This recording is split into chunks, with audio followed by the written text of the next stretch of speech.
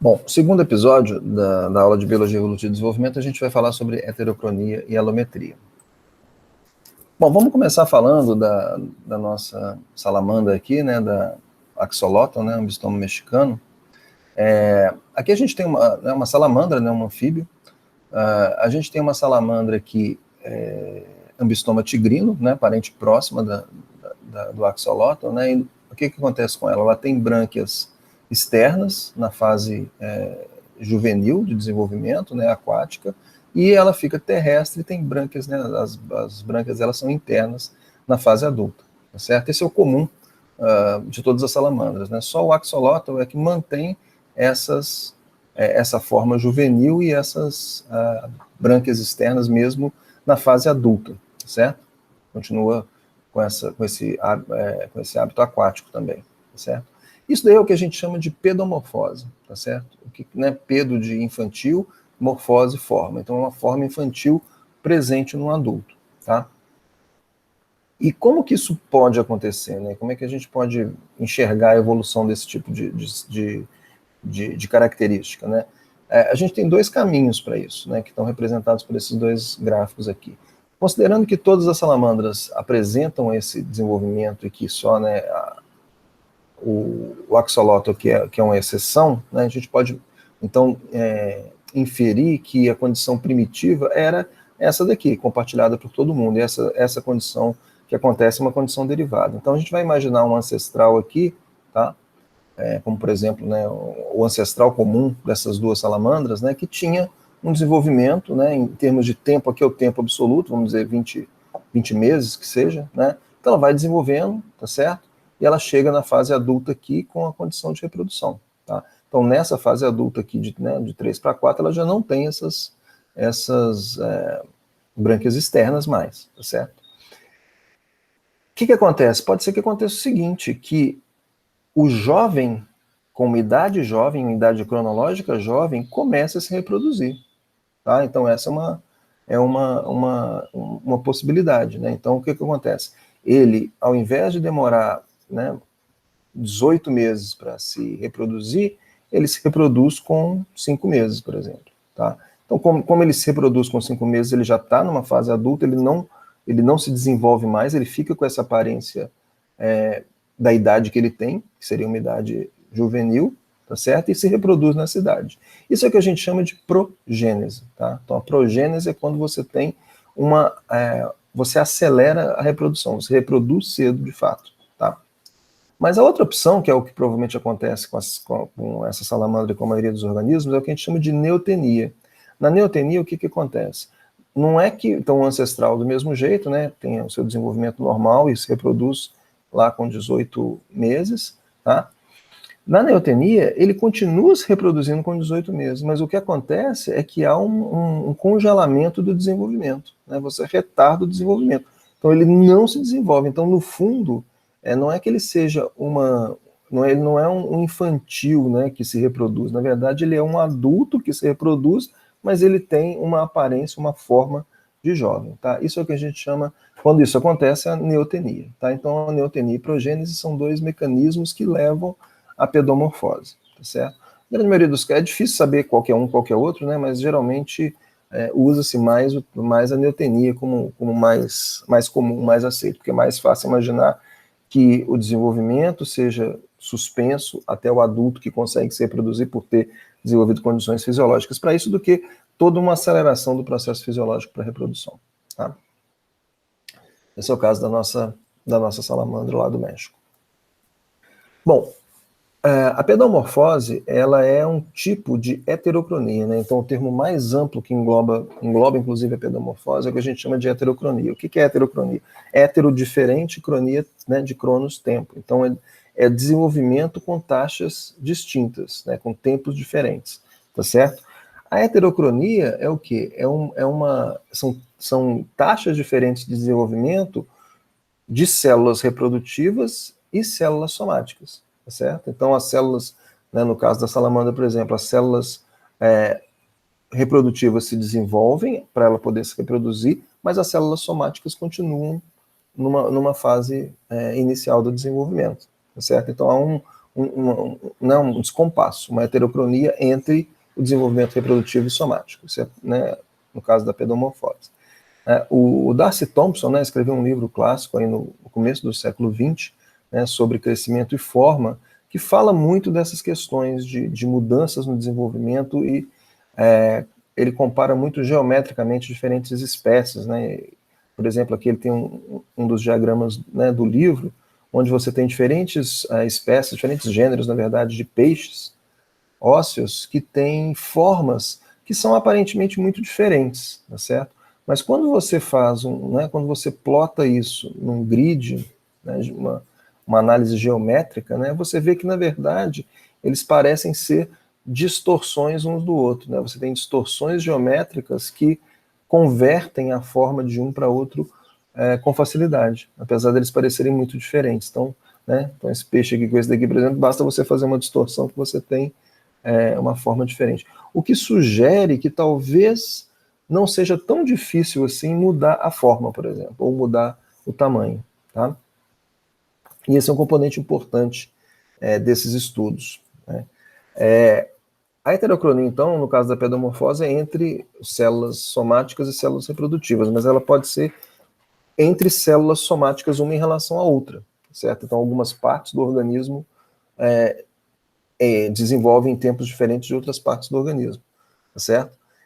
E aí entra o conceito de alometria, né, que é o estudo da forma, né, das taxas de desenvolvimento da forma e do tamanho, tá?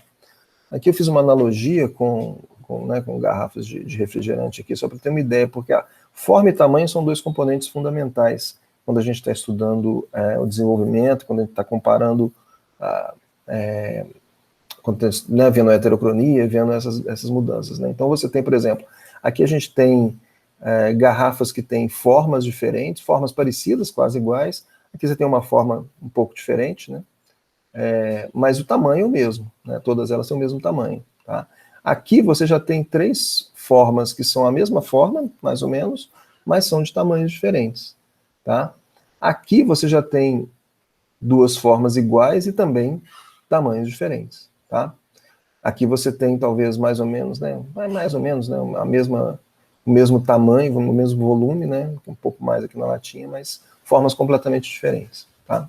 Então, muitas vezes, né, um peixe e outro peixe, né, uma espécie e outra, elas podem ter a mesma forma, mas ter tamanhos muito diferentes, tá certo?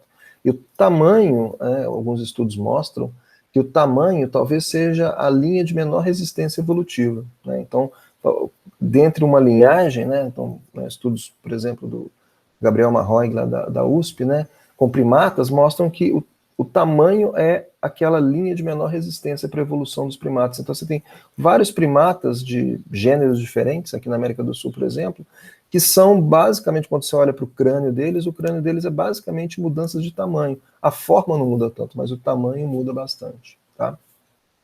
Então é fácil mudar o tamanho. Talvez seja mais fácil mudar o tamanho do que a forma. Se bem que nós temos aqui esse exemplo de formas que podem ser aparentemente muito diferentes, mas que são simplesmente mudanças geométricas relativamente simples umas em relação às outras, tá?